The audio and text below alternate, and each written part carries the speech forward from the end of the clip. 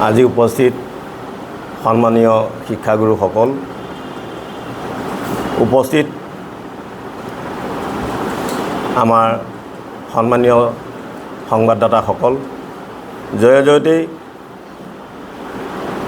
2001 চনৰ পৰা 1991 চনৰ পৰা 2001 চনৰ ভিতৰত অসম চৰকাৰে সদৌ অসম চৰকাৰীভাৱে নিযুক্তিপ্ৰাপ্ত দৰমহা নোপোৱা কৰ্মৰত প্ৰাথমিক শিক্ষক সন্থাই আমি নগাঁও জিলা সমিতিয়ে আজি এক প্ৰেছ বিজ্ঞপ্তিৰ জৰিয়তে চৰকাৰৰ কিছু দৃষ্টি আকৰ্ষণ কৰিব বিচাৰিছোঁ।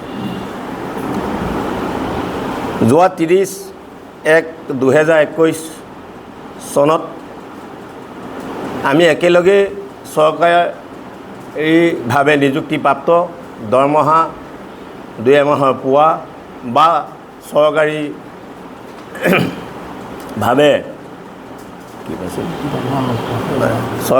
চৰকাৰীভাৱে প্ৰশিক্ষণ পোৱা প্ৰায় 5411জন শিক্ষকক সেই সময়ৰ মাননীয় শ্ৰদ্ধাৰ শিক্ষামন্ত্ৰী হিমন্ত বিশ্ব শৰ্মাদেৱে তেওঁলোকক এপইণ্টমেণ্ট দিছিল। আৰু সেই সভাতেই যিসকল শিক্ষকে দৰমহা পোৱা নাছিল বা তেওঁলোকে কোনো চৰকাৰীভাৱে ট্ৰেইনিং কৰা নাছিল, সেইসকল বঞ্চিত হৈছিল। আৰু সেইদিনা অসমৰ মুখ্যমন্ত্ৰী অসমৰ শিক্ষামন্ত্ৰী মাননীয় হিমন্ত বিশ্ব শৰ্মাদেৱে এটি ঘোষণা কৰিছিল। তেওঁ খুব আৱেগিকভাৱে কৈছিল যে আজি একেখন এপইণ্টমেণ্ট লেটাৰত এপইণ্টমেণ্ট পোৱা 4,511জনক আমি নিযুক্তি দিছোঁ যদিও সেই একেখন এপইণ্টমেণ্ট লেটাৰত মানে নিযুক্তি পোৱা বহুত শিক্ষকক আজি আমি দিব নোৱাৰিলোঁ। আজি তেখেতসকলৰ দুখ লগাটো স্বাভাৱিক আৰু এইটো দুখৰ বিষয়। গতিকে তেখেতসকলে দুখ কৰিব নালাগে এইবুলি তেওঁ খুব আৱেগিক ভাষণ দিছিল যে কম দিনৰ ভিতৰতেই আমি তেখেতসকলক যিসকল যে চৰকাৰীভাৱে নিযুক্তি পাইছে তেখেতসকলক এজনকো বাদ নিদিয়াকৈ আমি চাকৰি তৎকালীনভাৱে দিম। খালি তেওঁ এটা কথা স্পষ্টভাৱে ঘোষণা কৰিছিল যে তাত আমি যিবিলাক মেনেজিং কমিটি এপইণ্টমেণ্ট সেইখিনি মই দিব নোৱাৰিম। আৰু সেইদিনা আমি প্ৰত্যেকজন শিক্ষক দুখ আৰু আৱেগ আছিল যদিও আমি আহ্লাদিত হৈছিলোঁ, কিয় মাননীয় হিমন্ত বিশ্ব শৰ্মাদেৱে যিখিনি কথা কয় এইখিনি কাম কৰে। আৰু সেইকাৰণে আমি সেইদিনা অস্থিৰ হৈ যোৱা নাছিলোঁ, আশ্বস্ত হৈছিলোঁ যে তেখেতে আমাক অনতিপলমে আমাক নিযুক্তি দিব। কিন্তু অতি পৰিতাপৰ কথা এই যে তাৰ ইয়াৰ পিছতেই অসমৰ বিভিন্ন প্ৰান্তত তেখেত যেতিয়া গৈছিলে তেখেতক আমি বিভিন্ন প্ৰান্তৰ আমাৰ শিক্ষকসকলে লগ কৰিছিল। তেওঁ কিন্তু প্ৰত্যেক স্থানতেই যে তেওঁলোকক খুব সোনকালে দিব এই শব্দটো কৈ আছিল।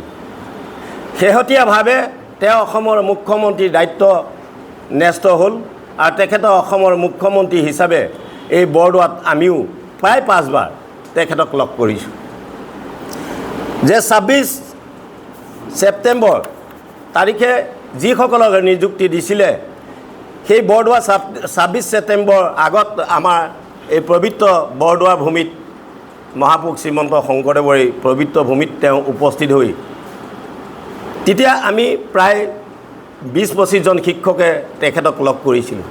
আৰু তেখেতে সেইদিনাও আগৰ কেইবাৰ কোৱাৰ দৰে সেইদিনাও কৈছিল যে পবিত্ৰ ভূমিত থিয় হৈ তহঁতক কৈছোঁ 26 তাৰিখ মই সুধিছিলোঁ যে 26 তাৰিখৰ লিষ্টত আমাৰ লিষ্টখন হ'ব নেকি এপইণ্টমেণ্টত।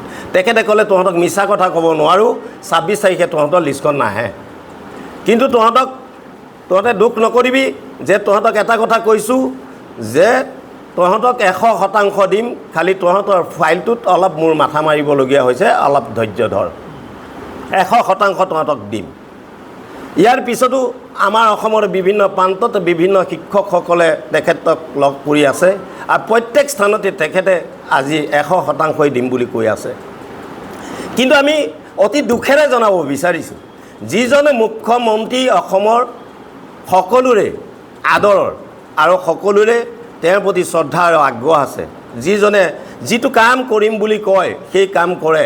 কিন্তু আজি এই যে কৰ্মৰত এই চৰকাৰীভাৱে নিযুক্তিপ্ৰাপ্ত শিক্ষকসকলৰ এই কামটোক লৈ তেওঁ ইমান কিয় অপাৰগ হৈছে সেইটোহে আমি ভাবি আচৰিত হৈছোঁ। আৰু আমি আজি এই প্ৰেছ মিটৰ জৰিয়তে তেখেতক আহ্বান জনাব বিচাৰিছোঁ যে তেখেতে যিহেতু কথাৰ মতে কাম কৰে, আমি তেখেতৰ এই 100% নিৰ্ভয় বাণীত আজি আমি তেখেতক বিশ্বাসত লৈ আমি থিয় হৈ আছোঁ, আশাত বন্দী হৈ আছোঁ। আৰু আমাৰ বহুত শিক্ষক আমাৰ মাজৰ পৰা হেৰাইও গৈছে যে, আৰু বহুত শিক্ষকে ৰিটায়াৰ্ড হৈ যাব। গতিকে আমি বহুত আশাৰে এতিয়াও তেখেতৰ কথাক আমি সন্মান জনাই আমি আশাৰে বাট চাই আছোঁ। আমি এই সংবাদমেলৰ জৰিয়তে মাননীয় অসমৰ মুখ্যমন্ত্ৰী আৰু সকলোৱে যিহেতু কথা চিন্তা কৰা এজন দক্ষ মুখ্যমন্ত্ৰী, গতিকে আমি তেওঁৰ দক্ষতা এই যিটো গুণ, সেই গুণত আমি তেখেতক পুনৰবাৰ অনুৰোধ জনাব বিচাৰিছোঁ তেখেতে যাতে আমাৰ কামটো 15 আগষ্টত কেতিয়া দিব এই কথাটো ঘোষণা কৰি আমাৰ প্ৰত্যেক শিক্ষকৰ যিটো আশাৰ বতৰা সেইটো কঢ়িয়াই আনিব।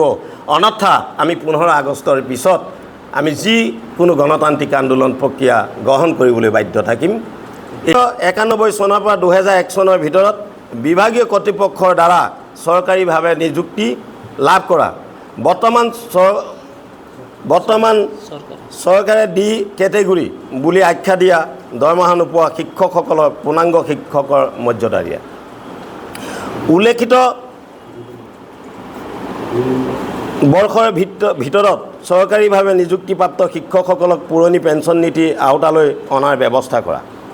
সকলো শিক্ষককে তৎকালীনভাৱে চৰকাৰী প্ৰশিক্ষণৰ ব্যৱস্থা কৰা। উক্ত বৰ্ষৰ চৰকাৰীভাৱে নিযুক্তিৰ পিছত অৱসৰ গ্ৰহণ কৰা আৰু আকস্মিকভাৱে মৃত্যু হোৱা শিক্ষকৰ পৰিয়ালবৰ্গক চৰকাৰৰ দ্বাৰা ঘোষণা কৰা 10 লাখ টকা এককালীন সাহায্য লগতে পেঞ্চন ব্যৱস্থা কৰিবৰ বাবে আমি অনুৰোধ ৰাখি মই এইখিনিতে মোৰ ক'বলগীয়াখিনি শেষ।